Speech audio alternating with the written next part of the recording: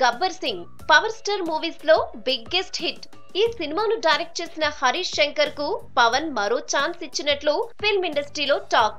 సర్దార్ తర్వాత సూర్య డైరెక్షన్ లో faction love స్టోరీకి కమిట్ అయ్యాడు. వరుసగా మూవీ ప్లానింగ్ లో ఉన్న పవన్ హరీష్ పై నమ్మకంతో కమిట్మెంట్ ఇచ్చినట్లు టాక్ నడుస్తోంది. గబ్బర్ సింగ్ తర్వాత ఇద్దరి కాంబినేషన్ లోనే మరో మూవీ కూడా వస్తుందని టాక్ నడిచినా పవన్ మాత్రం అలాంటి ఛాన్స్ తీసుకోలేదు. సర్దార్ రిజల్ట్ తర్వాత మనసు మార్చుకున్నట్లు తెలుస్తోంది.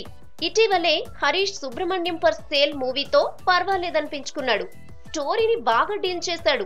హరీష్ కూడా నెక్స్ట్ మూవీపై కసరత్తులు చేస్తున్నాడు. 2-3 కథలు కూడా అనుకున్నట్ట. వీటిలో ఒకటి పవన్ కు సూట్ అయ్యే స్టోరీ ఉందని కూడా సమాచారం. పవన్ గ్రీన్ సిగ్నల్ తో మరింత ఇంట్రెస్టింగ్ గా తీర్చిదిద్దటానికి రెడీ అవుతున్నాడట.